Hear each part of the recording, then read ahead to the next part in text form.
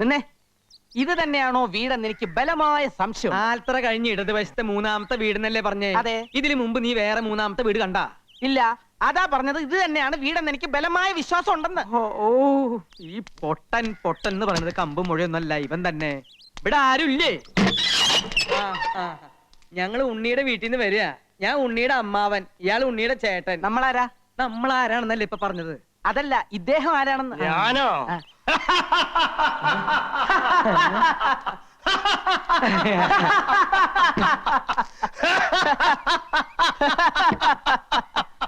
എന്താ കൃഷ്ണ ചിരിക്കണേ? ഭ്രാന്തൊന്നും ആവില്ലെന്നാ തോന്നണേ. വെറുതെ കൂടെ ചിരിച്ചോളൂ. ഞങ്ങൾ ഉണ്ണിയുടെ പെണ്ണിനെ കാണാൻ വന്നതാ. മനസ്സിലായി കുട്ടിയെ, ദേ അവര് വന്നിരിക്കണോ?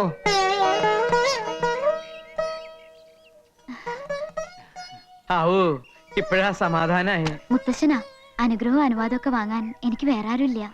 കുട്ടിയുടെ ആഗ്രഹങ്ങൾ പൂർത്തീകരിച്ച് കാണുന്നതിൽ എനിക്ക് സന്തോഷമേ ഉള്ളൂ. വർഷങ്ങളോളം നിലനിന്നിരുന്ന ആചാരം തെറ്റിച്ചോണ്ടാ ഈ വിവാഹം നടക്കാൻ പോണേ. അതുകൊണ്ട് വിധിപ്രകാരമുള്ള കർമ്മങ്ങളൊന്നും ഇല്ലാതെ രജിസ്റ്റർ ഓഫീസിൽ വെച്ച് നടത്താന്നാ വിചാരിക്കണേ. എനിക്ക് യാതൊരു വിരോധമില്ല. അങ്ങനെയെങ്കില് ഏറ്റവും അടുത്ത ദിവസം തന്നെ ഇവരുടെ വിവാഹം അങ്ങോട്ട് നടത്തിക്കളയാം.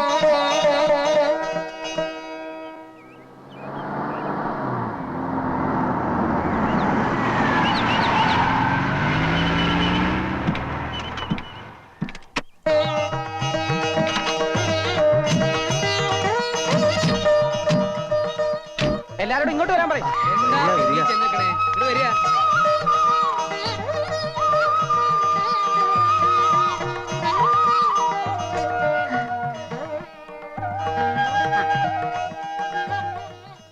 ആദ്യം സ്വാമികളുടെ അനുഗ്രഹം വാങ്ങിക്കൊള്ളൂ.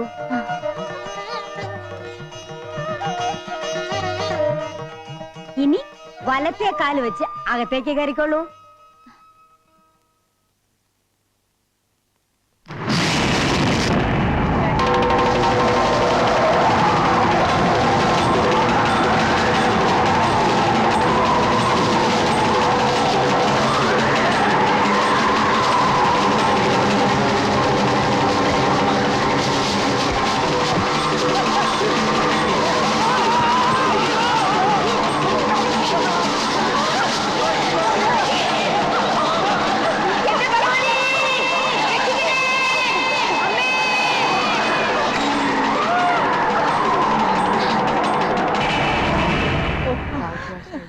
ആചാരങ്ങൾ തെറ്റിച്ചതിന്റെ ശിക്ഷയാണോ?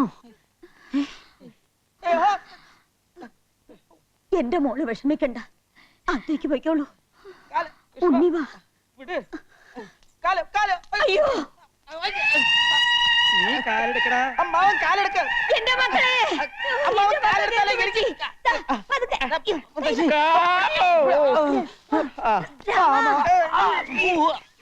എന്റെ ഭഗവതി, എന്താ ഇത്?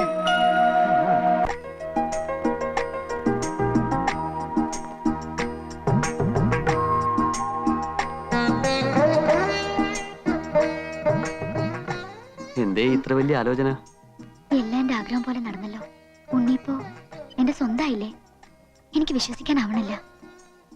വിശ്വസിച്ചോളൂ, ഈ ഉണ്ണി മായക്ക് എന്നും സ്വന്തമായിരിക്കും. ഈ മുഖം, ഈ സ്നേഹം എന്നെ വല്ലാതെ അങ്ങ് കീഴ്പ്പെടുത്തി കളഞ്ഞില്ലേ? ഇനി നമ്മൾ മരണം കൊണ്ടേ അകലുകയുള്ളൂ. അടുത്ത ജന്മത്തിലും ഉണ്ണി എന്റേതായിരിക്കണമെന്ന് എന്റെ പ്രാർത്ഥന. കൈവിട, തൊട്ടുള്ള കളിയൊന്നും വേണ്ട മക്കളെ. നിങ്ങൾ മുത്തശ്ശിക്ക് കൊടുത്ത വാക്കൊന്നും ഇവിടെ ആരും മറന്നിട്ടില്ല. വിവാഹം കഴിഞ്ഞതിന് ശേഷം എല്ലാവരുടെയും കണ്ണു വെട്ടിച്ച് ഇവിടെ എന്തും ആകാമെന്നാണ് നിങ്ങളുടെ വിചാരമെങ്കിൽ ആ പൂതി അങ്ങോട്ട് മനസ്സിൽ വെച്ചാൽ മതി. ഇന്നു മുതൽ നീ ബ്രഹ്മചര്യം തെറ്റിക്കുന്നുണ്ടോ നോക്കാൻ മുത്തശ്ശി എന്നെ ചുമതലപ്പെടുത്തിയിരിക്കുക. അതുകൊണ്ട് രഹസ്യമായിട്ട് നിങ്ങൾ എന്തെങ്കിലും കുരുത്തക്കേട് കാണിക്കാൻ ഒരുങ്ങിയാല് അപ്പൊ ഞാൻ അതിന് നടുക്കൊന്ന് വീഴും. എന്ന് വെച്ചാ ഒന്നും ഞാൻ സമ്മതിക്കില്ല. കുട്ടി, ഇന്നു മുതൽ ഈ മുറിയാണ് കുട്ടിയുടെ കിടപ്പറ. പേടിക്കണ്ട, ഉണ്ണി തൊട്ടടുത്ത മുറിയിലുണ്ട്, അതിന്റെ അടുത്ത മുറിയിൽ ഞാനുണ്ട്, അതിന്റെ അപ്പുറത്തെ മുറിയിൽ മുത്തശ്ശിണ്ട്. എന്ന് വെച്ചാൽ നേരം വെളുക്കുന്നവരെ ഈ വരാന്തേല് ആളുകളുണ്ട് എന്ന് അർത്ഥം. എന്തിനാ ഉണ്ണി ഇങ്ങനെ വെറുതെ നോക്കി വെള്ളം ഇറക്കണേ? ഇതിന് ഒരുങ്ങുമ്പോ തന്നെ ഞാൻ എല്ലാം പറഞ്ഞതല്ലേ. വാ വാ, നിന്റെ മുറി ഞാൻ ഒരുക്കിയിട്ടുള്ള കുട്ടാ.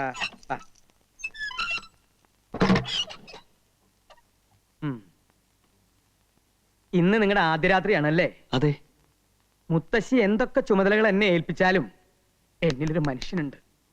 അതുകൊണ്ടൊരു കാര്യം ചെയ്യും, ധൈര്യമായി രാമനാമം ജപിച്ച് കമന്ന് അങ്ങോട്ട് കിടന്ന് ഉറങ്ങ. ദാഹത്തിന് ഒരു കുപ്പി വെള്ളം എടുത്തു വെച്ചോ.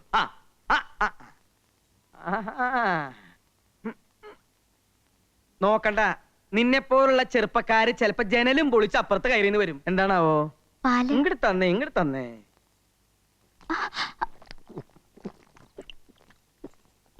പഴിവെക്ക്.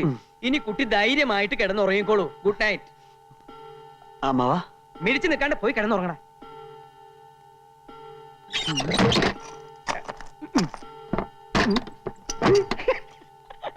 അയ്യോ,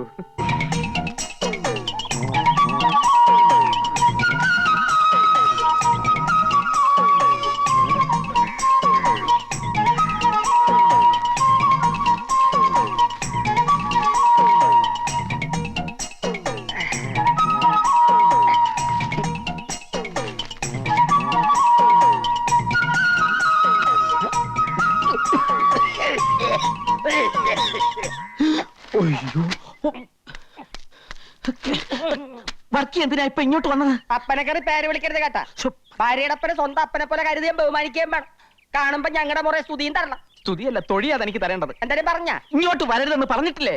എന്ന് പറഞ്ഞാ എനിക്ക് എന്റെ മോളെ കാണാതെ പറ്റുവാ. നീ ഒരു അപ്പനാവുമ്പോഴേ നിനക്ക് എന്റെ വിഷമം മനസ്സിലാവത്തുള്ളൂ കേട്ടാ. അപ്പനാവാൻ ശ്രമിച്ചാൽ ഞാൻ തട്ടിപ്പോകുന്നുള്ളത് എനിക്ക് അറിയില്ലല്ലോ വർക്കി. അമ്മായിയപ്പ നിനക്കെന്താണ് ഒരു വിരളി? നീ മേടിക്കണ്ട കേട്ടാ. കൊന്തയെടുത്ത് ഞാൻ അകത്തിട്ടിട്ടുണ്ട്. ഇതാണോ അകത്തിട്ട? ഇനി നീ എന്റെ മാത്തോട്ടം സൂക്ഷിച്ചു നോക്ക്. ഒരു നമ്പൂരിയുടെ മോറില്ലേ? ഓ, മാഡം പറ്റിയ എത്ര മേക്കപ്പ് ചെയ്യാൻ അൽസേഷൻ പറ്റിയാക്കാൻ പറ്റുമോ? എന്താണ് പറഞ്ഞത്? കുന്തം. ആരാ അത്? ഈശോ. എന്താ? അതെ, ഈശോ. ഈശോ വാസ്യോപനിഷത്തും മുണ്ടകോപനിഷത്തും തൈത്തിരിയോപനിഷത്തും ഹൃദയസ്ഥമാക്കിയിട്ടുള്ള ആളാ. ബഹുപണ്ഡിതനാ. ഞങ്ങ ഇത്തിരി പടിഞ്ഞാറുള്ള നമ്പൂരി നായന്മാരാ. അക്കാര്യത്തിൽ ഒരു സംശയം വേണ്ട കേട്ടാ. ആള് വലിയ ഭക്തനാ. ഇവിടെയുള്ള സ്വാമിയെ കണ്ട് അനുഗ്രഹം വാങ്ങാൻ വന്നതാ. ഞാൻ പറഞ്ഞു ഇപ്പൊ പറ്റില്ലാന്ന്. പൊക്കോളൂ, പൊക്കോളൂ. പഠിക്കവരെ വന്നിട്ട് കാണാണ്ട് പോവേ. ഞാൻ കണ്ടേ പോവൂ. ഞാൻ കൊണ്ടേ പോകും. അമ്മജി നിർത്ത്. കൃഷ്ണ, സ്വാമിയുടെ സാന്നിധ്യം അറിഞ്ഞ് ഭക്തരെത്തിയാൽ തടയാൻ നിൽക്കണ്ട. അനുഗ്രഹം വാങ്ങിച്ചോണ്ട് പൊയ്ക്കോട്ടെ. അല്ലേ കേശവ? അതെ അതെ. ഏതില്ലത്തെയാന്നാ പറഞ്ഞത്? കോങ്ങാണ്ടൂർ കോവിലകത്തെ ബാലരാമവർമ്മയുടെ അനന്തരവൻ രവിവർമ്മയുടെ ശ്യാലൻ ഹരിവർമ്മയുടെ മാതുലൻ. മതി മതിയോ? ഇദ്ദേഹത്തെ ചാവടിക്ക് കൂട്ടിക്കൊണ്ടുപോയി ദർശനത്തിന് വേണ്ടി സൗകര്യം ചെയ്തു കൊടുത്തോളൂ. വന്നോളൂ, മാറുക. അമ്മച്ചി പറഞ്ഞല്ല, പിന്നെ എന്താണൊരു താമതം? ഏത് സമയത്താണ് തേങ്ങ ഇടാൻ പോയത്?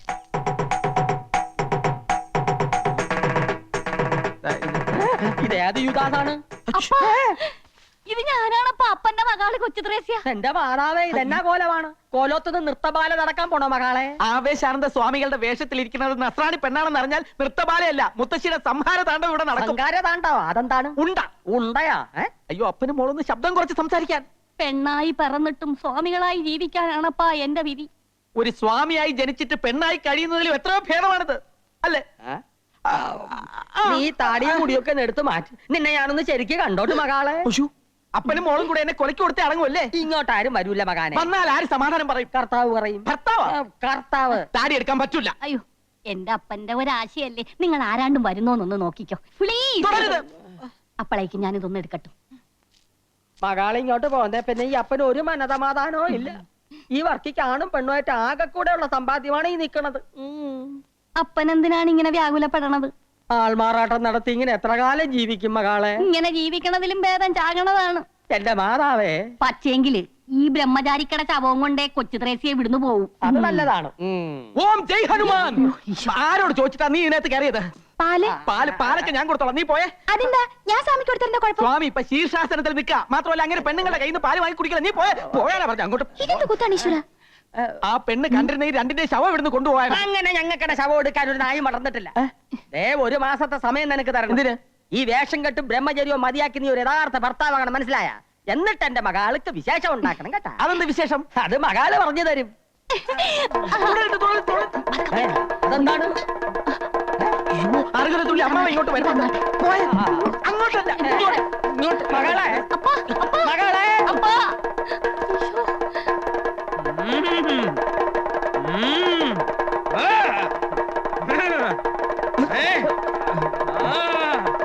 താളമേളങ്ങളൊക്കെ നിലയ്ക്കട്ടെ.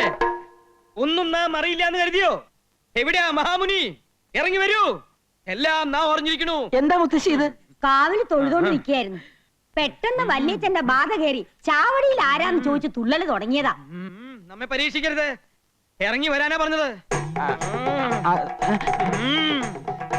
ആ നമ്മെ കബളിപ്പിക്കുകയാണല്ലേ? വന്നിട്ട് ദിവസങ്ങളായി അറിഞ്ഞു. നമുക്ക് സന്തോഷായി. ഒരു മഹർഷിയുടെ സാന്നിധ്യം ഈ കോവിലത്തെ പരിശുദ്ധമാക്കിയിരിക്കണു. നമ്മുടെ എല്ലാ അനുഗ്രഹങ്ങളും ഉണ്ട്. വരിക, അനുഗ്രഹം വാങ്ങിക്കൊള്ളാൻ വരിക.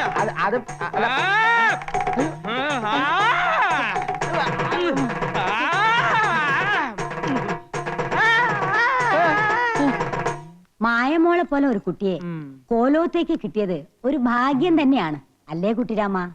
സംശയം എന്തിരിക്കണു, പക്ഷെ ഭാഗ്യം അങ്ങോട്ട് നിർഭാഗ്യാവോന്ന് എന്റെ പേടി. അതെന്താ നീ അങ്ങനെ പറഞ്ഞത്? കുട്ടികളല്ലേ, നമ്മൾ എത്ര സൂക്ഷിച്ചാലും ഒരു നിമിഷം മതി എല്ലാം തകരാൻ. വേറെ ഏത് പെൺകുട്ടിയാണെങ്കിലും ഞാൻ പേടിച്ചേനെ. ഇപ്പോ ഉണ്ണിയേക്കാൾ വിശ്വാസം എനിക്ക് മായമോളയാ. മുത്തശ്ശി, ഞങ്ങളൊന്ന് പുറത്തു പോയി വന്നോട്ടെ.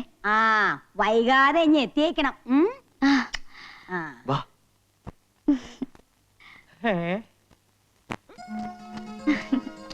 വേഗം വാ, വല്യമാവും പാര പണിതിന് മുമ്പ് നമുക്ക് പോവാം.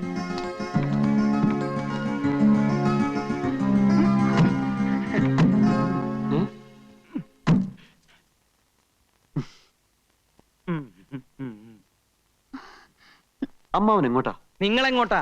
ഞങ്ങൾ വെറുതെ ഒന്ന് കറങ്ങാൻ. കറങ്ങുമ്പോ വീഴാതിരിക്കാൻ ഒരാള് കൂടെ ഉള്ളത് നല്ലതാ. ഞങ്ങൾക്ക് ഒരു പ്രൈവസി തരില്ലെന്ന് വെച്ചാൽ കുറച്ച് കഷ്ടാ. പ്രൈവസിക്ക് വേണ്ടിയിട്ടാ രണ്ടുപേർക്കും പ്രൈവറ്റ് ആയിട്ട് ഓരോ മുറി തന്നിരിക്കുന്നത്. പുറത്തു പോയിട്ട് എന്തെങ്കിലും തോന്നിയാസം ഒപ്പിക്കാനാണ് പരിപാടി എങ്കിൽ അത് നടക്കില്ല. നിനക്ക് ആയുസിൽ പേടിയില്ലെങ്കിൽ ഞങ്ങൾക്കുണ്ട്. ഇവിടെ പറ്റാത്ത പണി വെളിയിൽ പോയി പറ്റിക്കാന്നാ. മിഴിച്ചു നോക്കാതെ വണ്ടി വിടറ.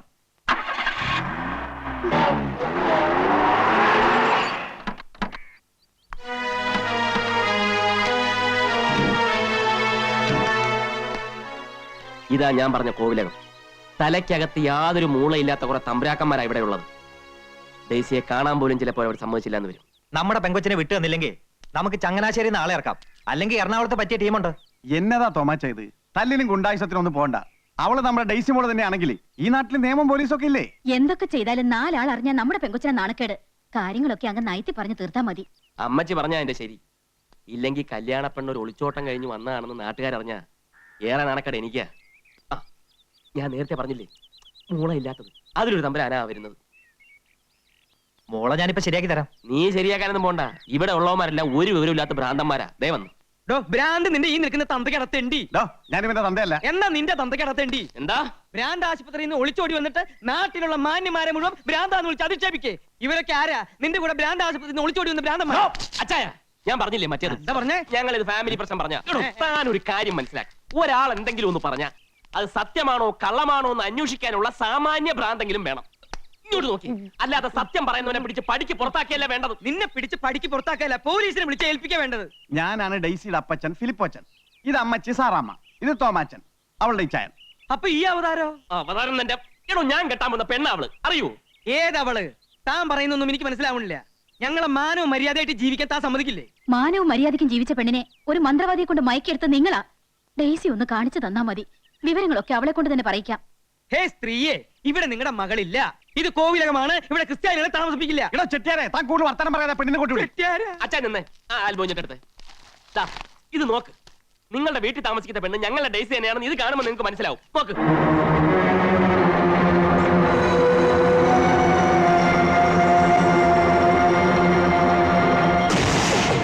ഇപ്പൊ മനസ്സിലായോ ആർക്കാ ഭ്രാന്തം?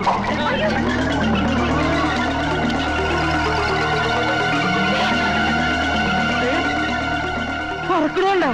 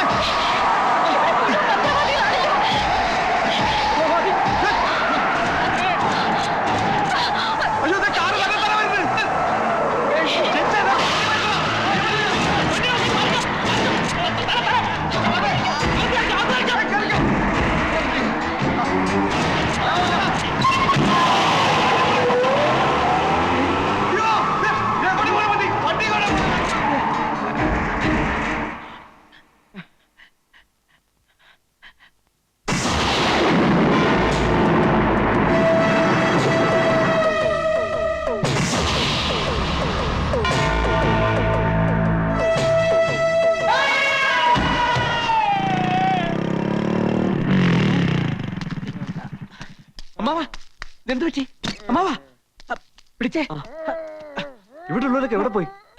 അമ്മാവാ,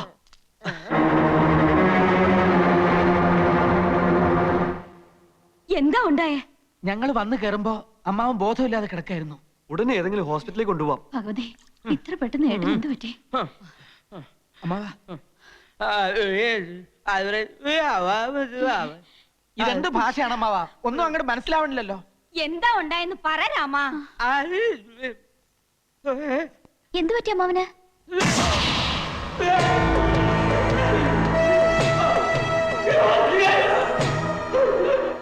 എന്താ? ദേ, മായയോട് അവൻ എന്തോ പറയണോന്ന്. പറഞ്ഞോളൂ അമ്മാവ, എന്താണ്ടായേ? ഓ, എന്തെങ്കിലും തിന്നാൻ വേണോ? വെറ്റില മുറുക്കണോ? ഓ, പടം വരയ്ക്കണോ അല്ലേ? എഴുതി കാണിക്കാന്നാണോ? ശങ്കര, ഒരു പേനയും കടലാസും വേഗം ഇഞ്ഞു കൊണ്ടുപോവാ.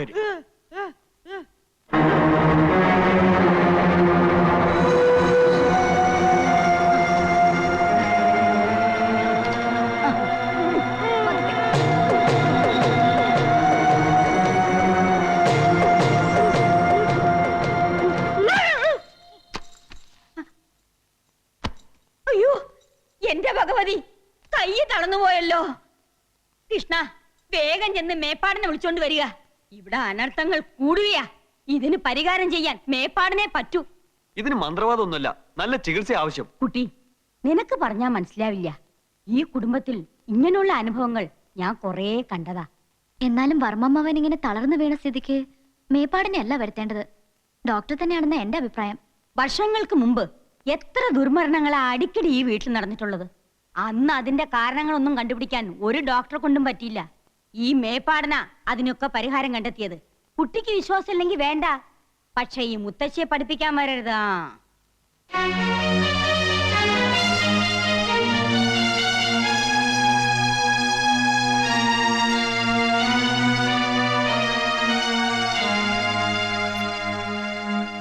അസുഖം വന്ന ഡോക്ടർമാരെ വിളിക്കേണ്ടത്, അല്ലാണ്ട് മന്ത്രവാദിയല്ല. ഉണ്ണി ഇതിനൊക്കെ സമ്മതം കൊടുക്കണ്ടല്ലോ. മുത്തശ്ശിയോട് തർക്കിക്കാന്നല്ലാതെ അതുകൊണ്ട് വല്ല പ്രയോജനമുണ്ടോ?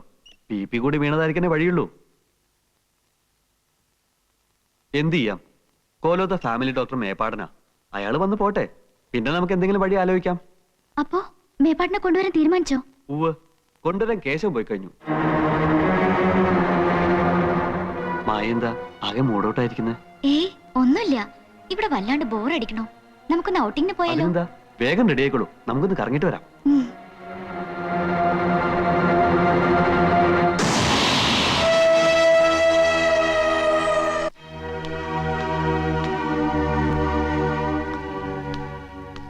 നമ്മളിങ്ങനെ ഇവിടെ വന്ന് ഈ ഹോട്ടലിൽ താമസിച്ചിട്ട് ഒരു ഗുണവുമില്ല.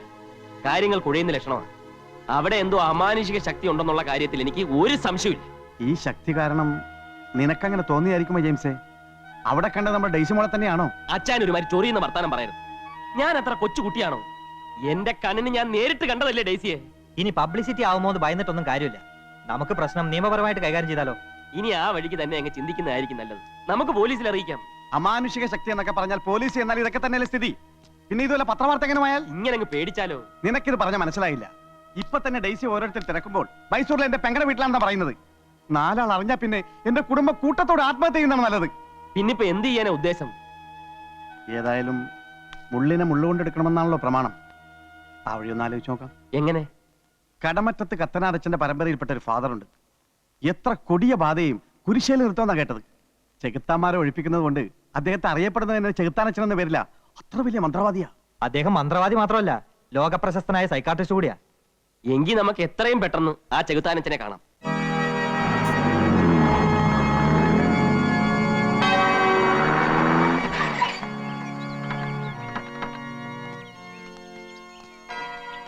ഈ ചെകുത്താനച്ചന്റെ മേട ഇതല്ലേ? ചെകുത്താനച്ഛനോ? അങ്ങനെ വിളിക്കരുത് കുഞ്ഞാടെ, അത് അച്ഛന്റെ ഇരട്ട പേരാകുന്നു. അവിശ്വാസികളാണ് അങ്ങനെ വിളിക്കുന്നത്. വിശ്വാസികൾ ഡോക്ടർ മികായലച്ച എന്നെ വിളിക്കൂ. ഒരു ബാധ കയറിയ കേസ് ഉണ്ടായിരുന്നു. അച്ഛനൊന്ന് കാണണമല്ലോ. ഇയാളെ കണ്ടപ്പോഴേ എനിക്ക് തോന്നി. എനിക്ക് കുഴപ്പമൊന്നുമില്ല. ആളെ കൊണ്ടുവന്നിട്ടില്ല. പിന്നെ ആർക്കാ? എല്ലാം മിഖാലച്ചനോട് ഞങ്ങൾ പറഞ്ഞോളാം. ഓ, കയറി വരൂ കുഞ്ഞാടുകളെ. പിന്നെ ശ്വാസം.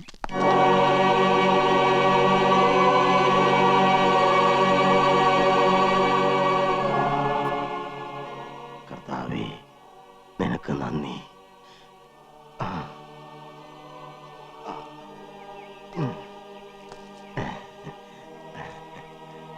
സംശയിച്ചതുപോലെ ആ പെൺകുട്ടി നിങ്ങളുടെ മകൾ ഡെയ്സി തന്നെ.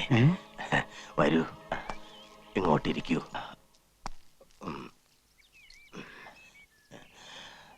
വീട്ടിൽ നിന്ന് പോകുന്നതിന് മുൻപ് അവളിൽ എന്തെങ്കിലും പ്രകടമായ മാറ്റങ്ങൾ കണ്ടിരുന്നോ? ഉവച്ചോ, ഒരു സ്റ്റഡി ടൂറിന് പോയി വന്നതിന് ശേഷം ഡെയ്സി മോളിൽ ആകെ മാറ്റമായിരുന്നു. പിറ്റേന്നൊരു ഡോക്ടറെ കാണിക്കാമെന്ന് വിചാരിച്ചിരിക്കുമ്പോഴാ അന്ത് വെളുപ്പിന് മോളെ കാണാതാവുന്നു. ഇത് പ്രേതബാധയാണോ അച്ചോ, അതോ വേറെ വല്ല അസുഖമാണോ? വിശ്വസിക്കുന്നവർക്ക് ഇത് പ്രേതബാധ തന്നെയാണ്. മെഡിക്കൽ സയൻസിൽ ഡിസോസിയേറ്റീവ് ന്യൂറോസിസ് എന്നോ മൾട്ടിപ്പിൾ പേഴ്സണാലിറ്റി എന്നോ ഇതിനെ പറയാം. കൺവേർഷൻ റിയാക്ഷൻ അല്ലെങ്കിൽ പൊസസീവ് റിയാക്ഷൻ എന്ന് പറയുന്ന വേറൊരു തരം അസുഖവും ഉണ്ട്.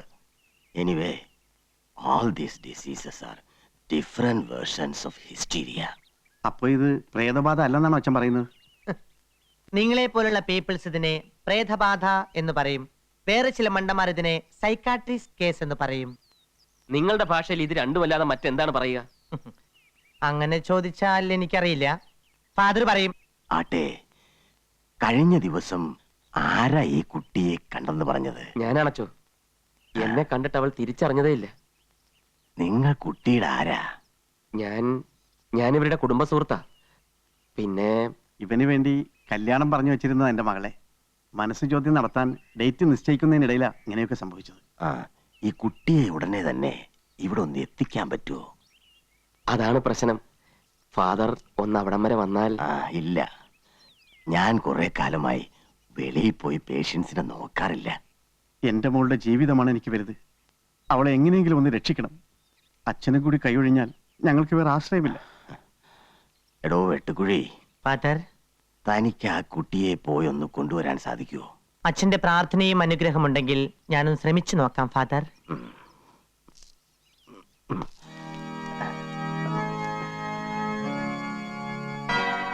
ദാ, ഇത് കൈമാറാതെ വലത് കൈയിൽ തന്നെ സൂക്ഷിക്കണം.